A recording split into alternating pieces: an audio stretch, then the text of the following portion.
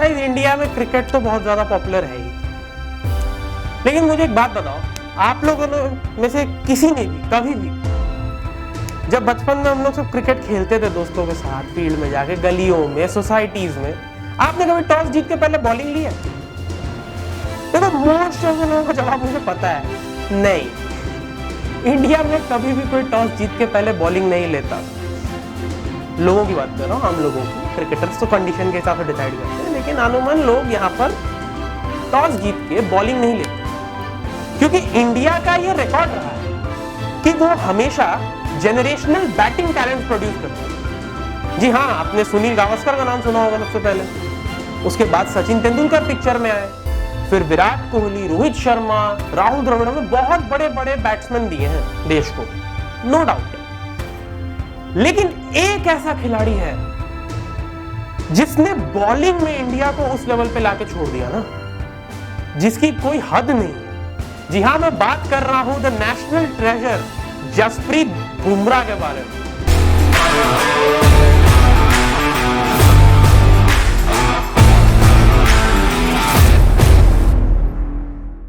तो आज उनकी क्रिकेटिंग जर्नी के बारे में थोड़ी सी बातचीत करेंगे। मैं हूं आपका होस्ट और दोस्त मयंक, आप देख रहे हो क्रिकेट स्टूडियो अड्डा।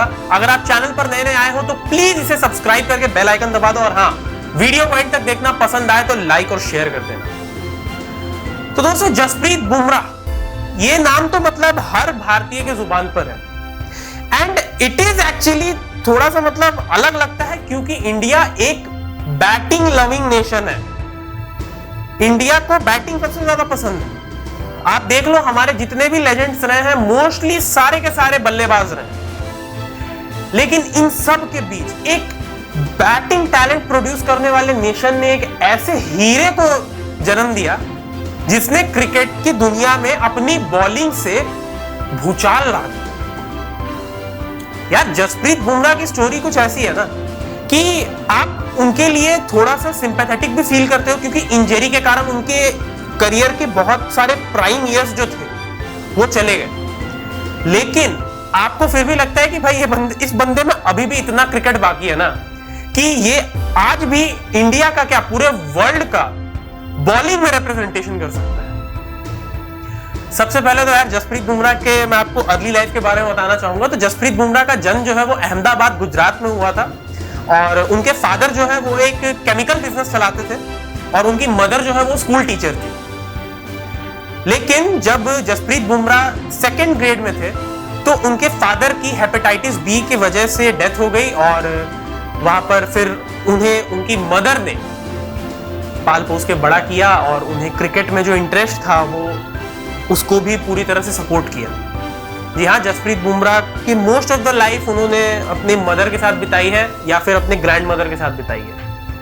और आपको बता दूं कि जसप्रीत बुमराह ने जब क्रिकेट की शुरुआत की थी तो जो डिस्ट्रिक्ट लेवल मैचेस होते हैं, जूनियर डिस्ट्रिक्ट लेवल मैचेस, वहां पर उनकी एक सीरीज चल रही थी। तो जसप्रीत बुमराह टीम में तो थे, लेकिन कोच ने उन्हें रिजर्व्स में रखा हुआ था, क्योंकि उनका रनअप बहुत शॉर्ट था, और उन कोच के हिसाब से जसप्रीत बुमराह इतने छोटे रनअप से कभी फास्ट बॉलर बन ही नहीं सकते थे। जी हाँ, जसप्रीत बुमराह को उनके कोच ने साफ साफ कहा भी था, मतलब ऑल टाइम कोच की बात नहीं कर रहा हूं, लेकिन हाँ, उनके एक कोच जो थे उनके डिस्ट्रिक्ट टीम के, उन्होंने कहा भी था कि यार तुम फास्ट बॉलर नहीं बन सकते, तुम्हारा रनअप बहुत छोटा है।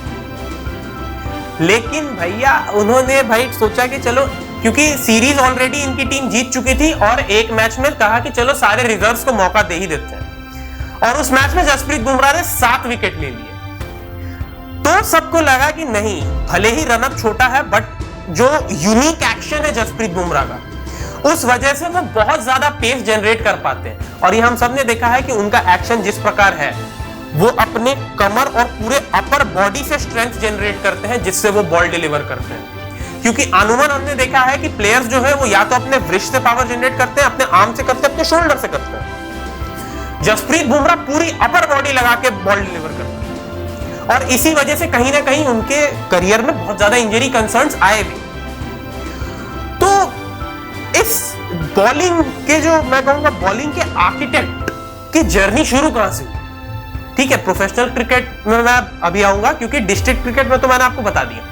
प्रोफेशनल क्रिकेट में सैयद मुश्ताक अली T20 टूर्नामेंट जो कि डोमेस्टिक लेवल पे खेला जाता है, उसमें जसप्रीत बुमराह का सिलेक्शन हुआ था मतलब गुजरात में एज अ बॉलर। उस टूर्नामेंट में फाइनल में Jasprit Bumrah man of the match रहे थे, 3 विकेट लिए थे उन्होंने 12 रन देकर, और उस साल अपने गुजरात की टीम को सैयद मुश्ताक अली T20 ट्रॉफी जितवाने में जसप्रीत बुमराह ने बहुत बड़ा रोल प्ले किया था। और उसी समय मुंबई इंडियंस के हेड कोच जॉन व्राइट थे, और जॉन व्राइट हेड कोच होने के साथ साथ मुंबई इंडियंस के टैलेंट एंड स्काउट पर्सनल भी थे, स्काउटिंग एंड टैलेंट पर्सनल। और उन्होंने जसप्रीत बुमराह को देखा और जॉन व्राइट को उनका एक्शन और उनका जो बॉलिंग स्टाइल है बहुत ही यूनिक लगा, तो उन्होंने सोचा कि हम इन्हें आईपीएल कॉन्ट्रैक्ट ऑफर करेंगे मुंबई इंडियंस की तरफ से। और 2013 में फिर जसप्रीत बुमराह ने मुंबई इंडियंस के लिए आईपीएल में अपना डेब्यू किया। 19 साल के जसप्रीत बुमराह जब मुंबई इंडियंस के लिए अपना डेब्यू कर रहे थे तो उनके सामने थे एक प्राइम विराट कोहली। जी हां, मुंबई इंडियंस की तरफ से डेब्यू करते हुए जसप्रीत बुमराह के सामने है एक प्राइम विराट कोहली। विराट कोहली ने जसप्रीत बुमराह को 2 चौके जड़ भी दी। एक 19 साल का लड़का जो अपने आप को बहुत ही आउट ऑफ द प्लेस समझ रहा है कि भाई ये मैं कहां आ गया हूं, ये कैसे लोग मिल रहे हैं, ये तो मतलब मुझे खा जाएंगे। अगली बॉल विराट कोहली एलबीडब्ल्यू, ये दिखा दिया जसप्रीत बुमराह ने उसी समय कि देखो आया तो मैं यहां पर रुकने के लिए। आईपीएल में अपना पहला विकेट, अपना पहला शिकार विराट कोहली को बनाया। फिर उसके बाद उनका जब डेब्यू हुआ टीम इंडिया में, आप सोचिए आईपीएल में उन्होंने 2013 में डेब्यू किया था, टीम इंडिया के लिए डेब्यू करने में उन्हें 3 साल और लगे। 2016 में उन्हें पहली बार ऑस्ट्रेलिया के खिलाफ मौका मिला था डेब्यू करने का, और उस T20I सीरीज में भी वो इंडिया की तरफ से हाईएस्ट विकेट टेकर थे। और वहां से जसप्रीत बुमराह की जर्नी एक्चुअली स्टार्ट हुई। उसके बाद बहुत उतार चढ़ाव रहे, खास करके 2016 के वो T20 वर्ल्ड कप में वो नो बॉल, 2017 के चैंपियंस ट्रॉफी के फाइनल में वो नो बॉल, जिसके बाद उन्हें बहुत ज्यादा ट्रोल किया गया था। लेकिन फिर भाई जसप्रीत बुमराह तो जसप्रीत बुमराह है। और 2018 में उन्होंने अपना टेस्ट डेब्यू किया साउथ अफ्रीका के खिलाफ, और वहां पर भी टेस्ट में भी उनका पहला शिकार एबी डिविलियर्स। कभी छोटा गेम तो खेला ही नहीं जसप्रीत बुमराह ने। मुझे जहां तक याद है ओडीआई में भी उनका जो पहला शिकार था वो शायद स्टीव स्मिथ या डेविड वार्नर थे। छोटा गेम तो कभी बुमराह ने खेला ही नहीं। और जसप्रीत बुमराह ने जिस लेवल का क्रिकेट अभी तक दिखाया है, मतलब वो इमेजिन नहीं किया जा सकता है। लोग उन्हें 8वां अजूबा कहते हैं क्रिकेट का, कि भाई ये this is not natural, this is not something जो आप डेली बेसिस पे देख सकते हो क्रिकेट में। और हम लोग बहुत लकी मानते हैं अपने आप को कि हम उस जनरेशन के हैं जिसने जसप्रीत बुमराह को देखा है। तो भाई जसप्रीत बुमराह तो मतलब मैं बताना चाहूंगा आपको कि चैंपियंस ट्रॉफी में जब उन्होंने नो बॉल फेंका था, उसके बाद बहुत लोगों ने उनको क्रिटिसाइज किया था, बहुत लोगों ने ट्रोल किया था। इनफैक्ट मुझे याद है कि जयपुर की ट्रैफिक पुलिस ने एक होर्डिंग पे जसप्रीत बुमराह की वो नो बॉल की क्लिप लगाई थी, और साइड में लिखा था कि जब आप लाइन क्रॉस करते हो तो you should never cross the line, ऐसा करके कुछ कोड डाला था, जिसको जसप्रीत बुमराह ने ट्वीट भी किया था कि this is how you treat someone जो आपके इंडिया के लिए, आपके देश के लिए खेल रहा है। थैंक यू मुझे अपनी औकात दिखाने के लिए।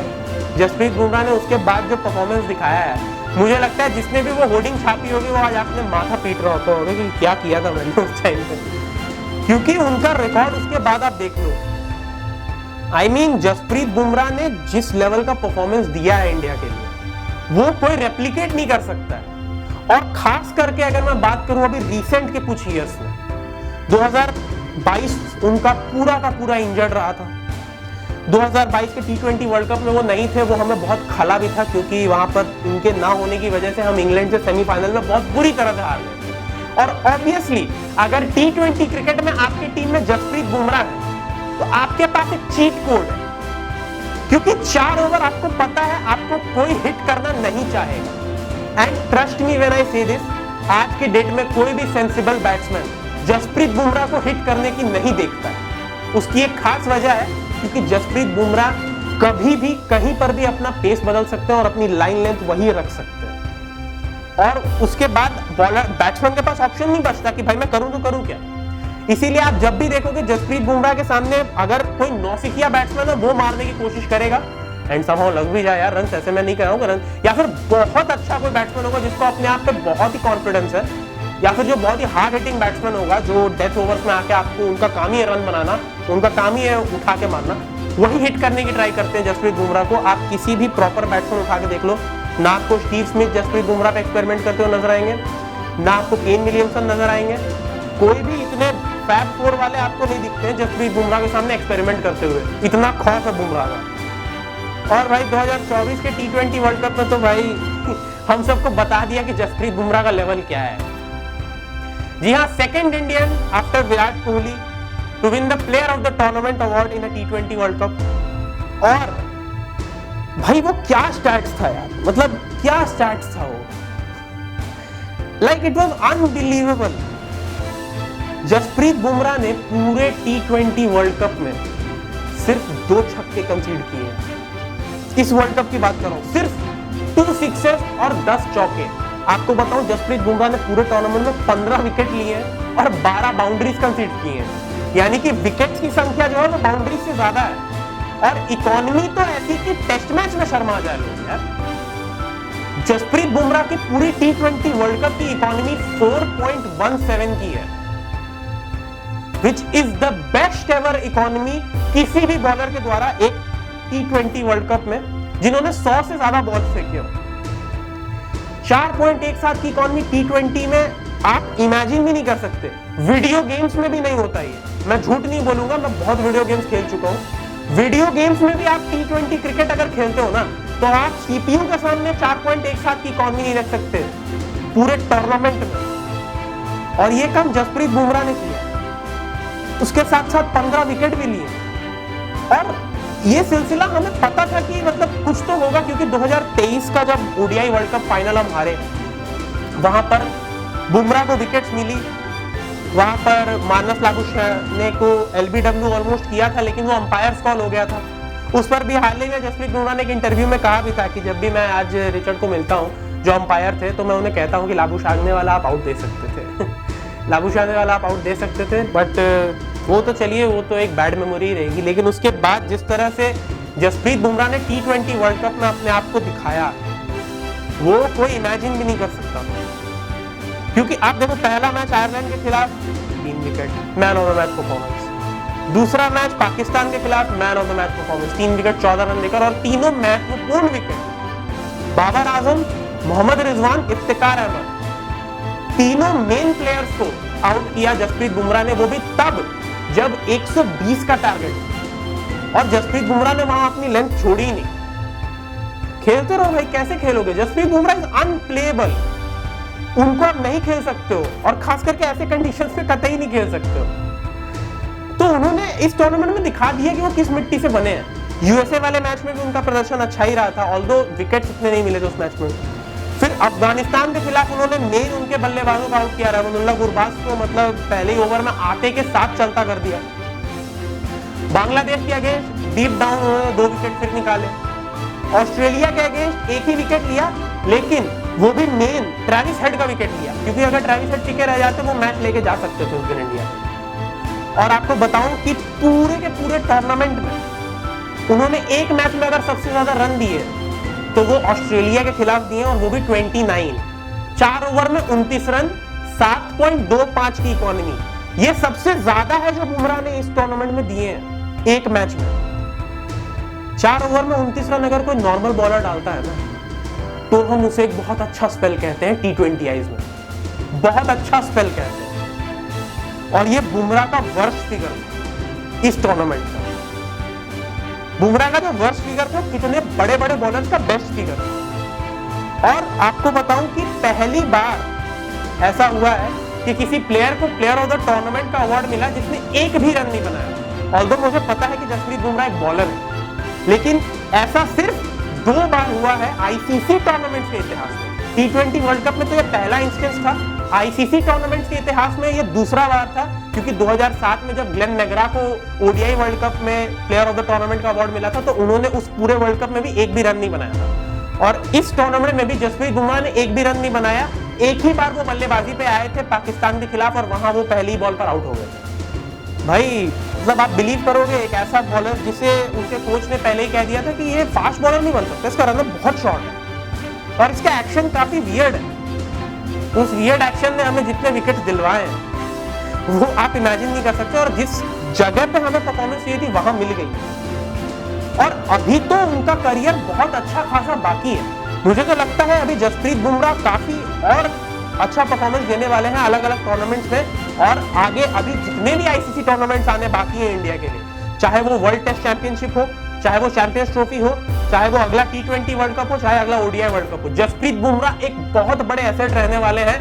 एंड मैं विनती करता हूं बीसीसीआई से कि प्लीज उन्हें ओवर एग्जॉस्ट मत कीजिएगा, क्योंकि हम सबको पता है कि जसप्रीत बुमराह के साथ सिर्फ एक ही दिक्कत है, और वो ये है कि वो थोड़े से इंजरी प्रोन है। और जब उन्हें इंजरी होती है तो वो मेजर इंजरी होती है, जिस वजह से वो पूरे साल के लिए भी 6-7 महीने के लिए बाहर चले जाते हैं, जिस वजह से इंडिया को बहुत नुकसान झेलना पड़ता है।